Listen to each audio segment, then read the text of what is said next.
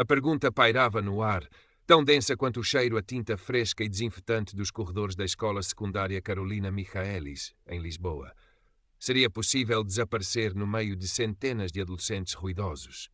Diogo Alves, 16 anos acabados de fazer, agarrou com mais força a alça da mochila, sentindo o peso dos cadernos e de uma esperança ainda mais frágil. O seu primeiro dia. Um novo começo que mais parecia uma repetição ansiosa de outros começos. Noutras escolas, noutras cidades mais pequenas do interior, onde a sua pele escura já tinha sido motivo de olhares curiosos, por vezes hostis, mas nunca tão abertamente como temia ser ali, na capital. Lisboa era imensa, um monstro de betão e luz que engolia e cuspia gente a um ritmo alucinante. A mãe Beatriz conseguira finalmente a transferência para o Hospital de Santa Maria e com ela arrastara Diogo para um apartamento modesto na Amachoeira, longe do bulício turístico, mas suficientemente perto desta escola com o nome de poetisa e fama de exigente.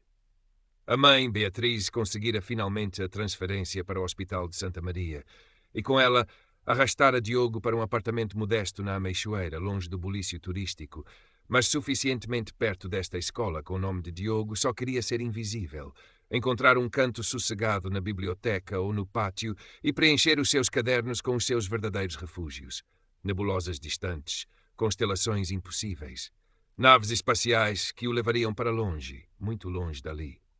Acima da sobrancelha esquerda, uma pequena cicatriz, quase uma linha prateada, formigava levemente, uma lembrança de um empurrão sem querer, aos 8 anos, num recreio onde um colega mais velho lhe dissera que pretos não deviam saber ler tão bem. O átrio da escola fervilhava. Grupos formavam-se e desfaziam-se como ondas. Diogo encolheu-se, tentando decifrar o mapa da escola que lhe tinham dado na secretaria, quando uma voz arrastada e carregada de sarcasmo o fez estacar. Perdido, ó artista. Diogo levantou a cabeça. Um rapaz alto, loiro, de olhos azuis frios, estava encostado aos cacifos, rodeado por outros 2 que lhe serviam de acólitos. Era Gonçalo Vasconcelos, percebeu Diogo mais tarde, nome que rapidamente se tornou sinônimo de um temor miúdo que lhe apertava o estômago. Gonçalo ostentava umas sapatilhas de marca que custariam o equivalente a 2 meses de renda do apartamento de Diogo. O seu sorriso não alcançava os olhos. Estava só a ver o horário, gaguejou Diogo, sentindo o rubor a subir-lhe pelo pescoço. Um artista, hein? Deves pintar umas coisas muito exóticas, continuou Gonçalo, e o seu grupo riu-se com cumplicidade. A palavra exóticas pairou no ar, carregada de um subentendido que Diogo conhecia demasiado bem. Era o prólogo de muitas outras palavras, de muitos outros gestos que viriam a seguir. Encontrou Sofia Pereira na aula de português. Ela era pequena, de cabelo escuro e uns óculos de massa que lhe davam um ar sério, mas os olhos atrás das lentes brilhavam com uma inteligência viva. Sentou-se ao lado dele sem cerimônias. Não ligues ao Gonçalo, disse ela em voz baixa, como se lesse os seus pensamentos. Ele é um idiota com complexo de rei. E tu és o Diogo, certo? Vi-te a desenhar no intervalo. Tens um traço incrível. O elogio inesperado aqueceu Diogo. Talvez, apenas talvez, a invisibilidade não fosse a única opção. Beatriz chegava a casa tarde, o cheiro ao hospital impregnado no uniforme, o cansaço a marcar-lhe as feições, mas sempre com um sorriso para Diogo. Então, filho, como correu a escola nova? Bem, mãe, normal, mentia ele, ou melhor, omitia. Como lhe explicar o nó no estômago cada vez que via Gonçalo nos corredores? Como descrever os comentários sussurrados sobre o seu cabelo esquisito ou a sua roupa de pobre? Beatriz já carregava o mundo às costas. Ele não queria adicionar o peso dos seus próprios fardos. Mas os seus desenhos, esses não mentiam. No seu caderno, entre esboços de Saturno e da galáxia de Andrômeda, começavam a surgir figuras sômbrias, olhos cruéis, um rapaz encolhido num canto. O concurso de desenho apareceu como uma pequena luz no fim de um túnel escuro. Tema livre, o teu universo. Para Diogo, o universo era tanto o cosmos lá fora como o turbilhão cá dentro. Decidiu desenhar Ícaro, não a queda, mas o instante antes, o desejo febril de alcançar o sol, a ânsia de liberdade pintada nas asas frágeis. Trabalhou nele durante semanas, em segredo, usando os lápis de cor que a mãe lhe oferecera nos anos, gastando-os até ao tutano.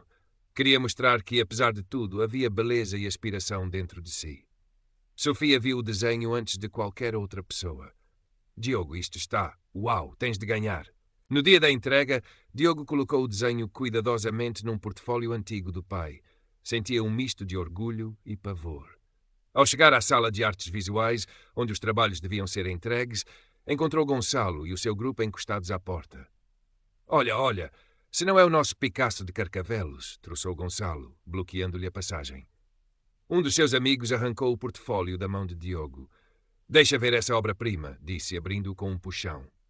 O desenho de Ícaro escorregou e caiu ao chão. Antes que Diogo pudesse reagir, a bota de Gonçalo pisou-o, arrastando-o pelo pó do chão, deixando uma marca suja e um rasgão na asa de cera. Ops, que descuido, disse Gonçalo com um sorriso cínico. Parece que o teu universo acabou de colidir com a realidade, artista. As lágrimas picaram nos olhos de Diogo, mas ele engoliu-as, apanhando o desenho estragado. O sonho de Ícaro, o seu sonho, jazia manchado aos seus pés. A professora de artes, Dona Amélia, uma senhora perto da reforma e com pouca paciência para dramas adolescentes, limitou-se a suspirar quando Diogo lhe mostrou o trabalho danificado. Que pena, Diogo. Mas as regras são claras. Os trabalhos têm de ser entregues em condições. Talvez para o ano tenhas mais sorte. Não houve perguntas sobre o que acontecera. A culpa, silenciosamente, recaíra sobre ele. A invisibilidade, afinal, tinha o seu preço. Ninguém via. Ninguém ouvia, ninguém intervinha. A partir desse dia, o comportamento de Gonçalo tornou-se mais ousado. Os comentários racistas deixaram de ser velados. Não sabias que esta escola não tem cotas para a tua espécie? Ou, volta para a tua terra se é que tens uma, eram sussurrados nos corredores, suficientemente alto para Diogo ouvir, suficientemente baixo para os professores fingirem que não ouviam. Começou o cyberbullying. Fotos de Diogo, apanhado desprevenido a comer ou a tropeçar, apareciam em grupos de WhatsApp com legendas humilhantes. Macaco a tentar ser gente foi uma que Sofia lhe mostrou, os olhos a faiscar de raiva. Diogo tentou falar com o professor Mendes, o seu diretor de turma, um homem de ar cansado e óculos na ponta do nariz. Mostrou-lhe algumas das mensagens. Diogo, compreendo que isto seja desagradável, disse o professor, folheando as impressões com ar distante. Mas são coisas de adolescentes, sabes? Uma forma de estar, por mais parva que seja. O Gonçalo é um bocado exuberante, vem de uma família influente, sabes como é. Tenta não lhes dar importância, ignora. Eles cansam-se. Ignorar. Era fácil dizer. Como ignorar o medo que o fazia mudar de caminho para evitar os cacifos de Gonçalo? Como ignorar o isolamento crescente, os convites para festas que nunca chegavam, os lugares vazios ao seu lado na cantina? Apenas Sofia permanecia, uma aliada improvável, mas feroz. Não os deixes ganhar, Diogo. Tu és melhor que isto, que eles todos. Ele refugiou-se ainda mais nos seus desenhos. O caderno tornou-se um diário visual da sua angústia. Rostos distorcidos pela maldade, figuras encurraladas por sombras, mas também, teimosamente, estrelas e planetas que continuavam a brilhar na escuridão das páginas. Eram a sua forma de gritar sem emitir som. Beatriz sentia a distância do filho. Passa-se alguma coisa que não me queiras contar, Diogo? Perguntava ela à noite, enquanto lhe afagava o cabelo. Não, mãe, está tudo bem. Só muito estudo, respondia ele, desviando o olhar. O peso da sua proteção era por vezes tão esmagador quanto o bullying de Gonçalo. A Semana Cultural da escola foi anunciada com cartazes coloridos. Haveria música, teatro e uma pequena exposição de jovens talentos no átrio principal. É a tua oportunidade, disse Sofia, os olhos a brilhar. Aqueles desenhos que tens feito, os que me mostraste, tens de os expor. Diogo hesitou. Expor aqueles desenhos era como expor a sua alma ferida. E Gonçalo, a ideia de lhe dar mais material para troça era paralisante. E se ele os estraga outra vez? E se goza comigo à frente de toda a gente? E se não o fizeres? Contrapôs Sofia. Vais deixar que ele te roube também isto? A tua voz? A palavra voz ecoou na mente de Diogo. Ele não tinha voz, apenas um lápis. Mas talvez, só talvez, o lápis pudesse falar por ele. Durante dias debateu-se com a ideia. Olhava para os seus desenhos, um rapaz negro a tentar apanhar estrelas cadentes, enquanto sombras com olhos zombeteiros o cercavam. Um caderno aberto, onde, em vez de palavras, cresciam espinhos. Um autorretrato, onde metade do rosto estava na sombra, a outra metade a olhar para um céu noturno vibrante. Eram crus, dolorosos, mas eram seus. Eram a sua verdade. Com o apoio de Sofia, que se ofereceu para o ajudar a montar a pequena exposição, Diogo tomou uma decisão. Ia participar. Escolheu 5 dos seus desenhos mais significativos. Sentia um medo gelado, mas por baixo dele, uma pequena chama de desafio começava a aquecer. A noite de abertura da Semana Cultural chegou. O átrio da escola estava decorado com balões e luzes. Havia um pequeno palco improvisado e painéis onde os trabalhos dos alunos estavam expostos. Diogo, com as mãos a suar, ajudou Sofia a pendurar os seus desenhos num canto mais resguardado. Beatriz tinha prometido vir depois do seu turno no hospital. O professor Mendes passou, deu uma olhadela rápida e acenou com a cabeça, um gesto ambíguo que Diogo não soube interpretar. Poucas pessoas paravam para ver os seus desenhos. A maioria estava mais interessada na banda de rock da escola ou na peça de teatro. Diogo sentia-se pequeno e exposto. Então Gonçalo apareceu, com o seu séquito habitual. Caminhou diretamente para os desenhos de Diogo, um sorriso de escárnio nos lábios. Ora, ora, o nosso artista da noite, disse ele, alto o suficiente para que alguns curiosos se virassem. Que temos aqui? Uns rabiscos sobre o quão triste é ser diferente.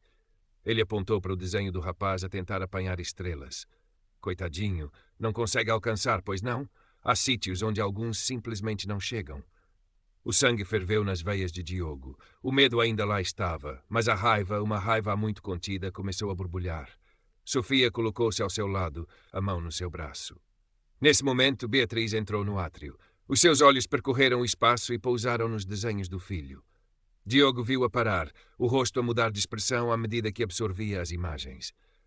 Viu a compreensão, a dor, e depois uma fúria fria a instalar-se nos seus olhos quando ela olhou para Gonçalo, que continuava o seu monólogo depreciativo. E este aqui, continuou Gonçalo, apontando para o autorretrato.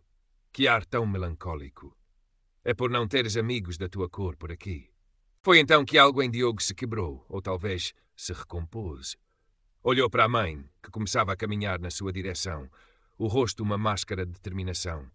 Olhou para Sofia, que lhe apertava o braço com força, e olhou para os seus desenhos, a sua verdade pendurada ali para quem quisesse ver. Gonçalo preparava-se para o golpe final. Tirou o telemóvel do bolso. Tenho aqui uma coisinha que acho que todos vão gostar de ver. Uma pequena homenagem ao nosso talento escondido. Diogo sabia o que viria. Mais humilhação, mais escárnio. Mas antes que Gonçalo pudesse fazer qualquer coisa, Diogo deu um passo em frente.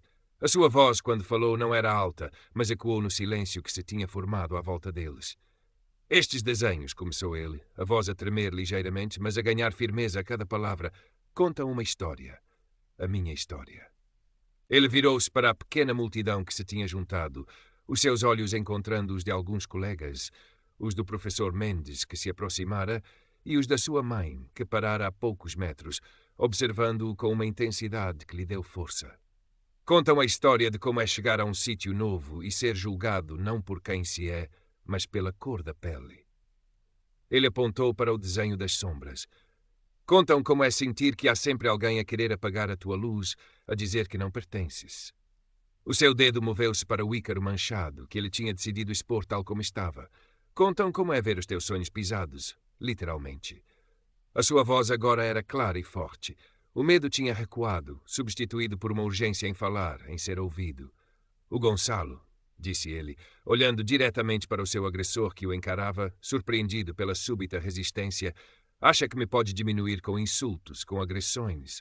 Acha que o dinheiro do pai e a pele clara lhe dão o direito de tratar os outros como lixo. Diogo fez uma pausa, o seu olhar varrendo os rostos à sua volta. Talvez até agora tenha tido razão. Talvez o silêncio de muitos o tenha feito acreditar nisso. Beatriz deu um passo em frente, colocando-se ao lado de Diogo. O meu filho não está sozinho, disse ela, a voz embargada mas firme, olhando diretamente para Gonçalo e depois para o professor Mendes. E o que ele tem sofrido nesta escola é inaceitável. É racismo e é bullying.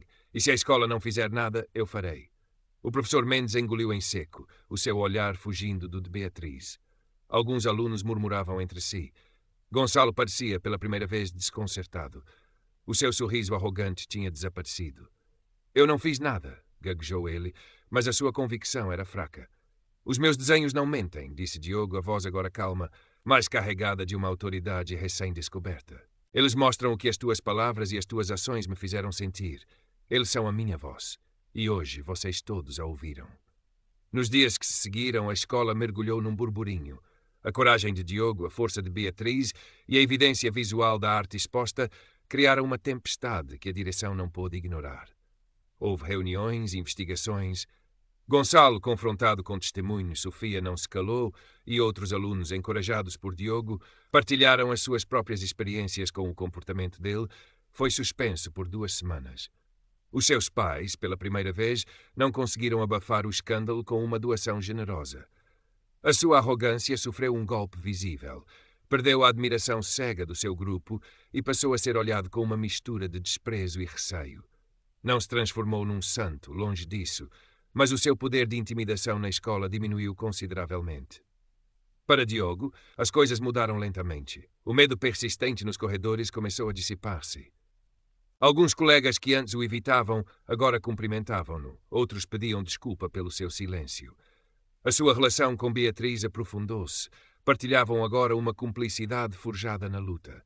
O professor Mendes, envergonhado pela sua inação inicial, tornou-se um defensor surpreendente de Diogo e iniciou um projeto de sensibilização contra o bullying e o racismo na escola, convidando Diogo para partilhar a sua história e a sua arte.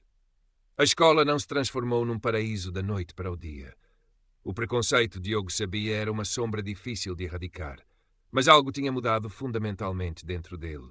Continuava a ser um rapaz reservado, mas já não era invisível, nem queria sê-lo. A sua voz, antes presa nos seus desenhos, tinha encontrado o caminho para o mundo. Numa tarde de primavera, meses depois, Diogo estava no seu quarto, a janela aberta para o céu azul de Lisboa. Já não desenhava apenas nebulosas distantes como refúgio. Sobre a sua secretária, um novo caderno. Começou um autorretrato. Desta vez, o seu olhar no papel era direto, firme, sem sombras a esconder-lhe metade do rosto. Havia ainda uma melancolia nos seus traços, a marca das batalhas travadas, mas também uma resiliência tranquila, a dignidade de quem se recusara a ser apagado. E ao lado do seu rosto, em vez de um universo distante, começou a esboçar os contornos da cidade de Lisboa, com os seus telhados e colinas, o Tejo a brilhar ao longe. Já não era um lugar de onde queria fugir, mas um lugar onde, pedaço por pedaço, começava a encontrar o seu espaço, a sua